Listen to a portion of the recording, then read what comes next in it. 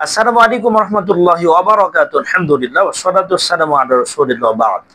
সপ্তাহের দুটো দিন আছে একজন ইমানদার মুসলমান মুমিনের জন্য, ইমানদার নারী পুরুষের জন্য অত্যন্ত গুরুত্বপূর্ণ সিগনিফিকেন্স বহন করে। সম্মানিত দর্শক দিনী ভাই এবং বোনেরা, সেই দিনগুলোর মাঝে দুটো দিনের মাঝে একটা হচ্ছে ইয়াউমুল খামিস, ইয়াউমুল ইসনাইন, একটা সোমবার আর একটা হচ্ছে বৃহস্পতিবার। বৃহস্পতিবারের স্পেসিফিক্যালি কিছু গুরুত্ব আর একটু বেশি আছে। জুমার দিনের সাথে এটা কিন্তু একবারে লাগানো, সংযুক্ত। বৃহস্পতিবারের বিশেষত্ব কিন্তু আলাদা আছে। রাসূলুল্লাহ সাল্লাল্লাহু আলাইহি সাল্লাম হাদিসে বলেছেন, তুরাজুল আমাল, আল্লাহ তাআলার কাছে আমলগুলা বনি আদমের আমলগুলা আল্লাহ তাআলার কাছে পৌঁছায় কোন দিন? ইয়াউমুল খামিস বা ইয়াউমুল ইসনাইন, সোম এবং বৃহস্পতিবারে বনি আদমের আমলগুলো আল্লাহ তাআলার কাছে উপস্থাপন করা হয়, আল্লাহ তাআলার কাছে পেশ করা হয়। আমাদের আমল নামাগুলো আল্লাহর কাছে পেশ করা হয়, উপস্থাপন করা হয়। এজন্য আমরা সোমবার বৃহস্পতিবারের ব্যাপারে অত্যন্ত বেশি গুরুত্ব দিব।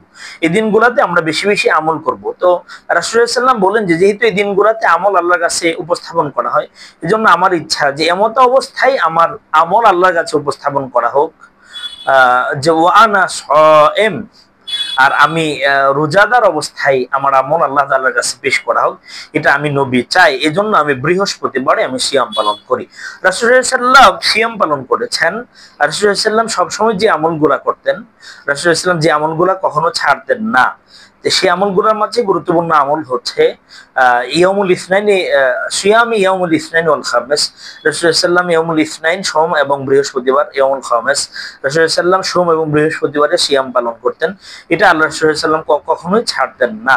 এজন্য আমরা বৃহস্পতিবারের দিনের গুরুত্ব অনেক বেশি আমরা গুরুত্ব দেব এবং এই দিনে আমরা আমল করার চেষ্টা করব। বিশেষ করে আমরা সিয়াম পালন করার চেষ্টা করব। এই দিনে আল্লাহর কাছে বেশি বেশি তাওবা ইস্তেগফার করব যে আমার তাওবা আল্লাহ কবুল করে নিলেন।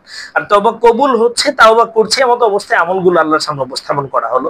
আল্লাহ তো ক্ষমা করে দিতে পারেন, আল্লাহ মাফ করে দিতে পারেন, আল্লাহ দয়াশীল ক্ষমাশীল, আল্লাহ ক্ষমা করবেন বান্দাকে বলছেন। এজন্য আমরা আল্লাহ তাআলার কাছে তাওবা করব রোজা অবস্থায়। আল্লাহ তাআলা রোজাদারের দোয়া আল্লাহ তাআলা ফিরিয়ে দেন না। সালাফাতুল লা ইউরাদ্দু দাওয়াতুহুম, তিন ব্যক্তির দোয়া আল্লাহ তাআলা কখনো ফিরিয়ে দেন না। যখন নাকি সায়েম যখন নাকি দোয়া করে আল্লাহ তাআলা সেই দোয়া ফিরিয়ে দেন না।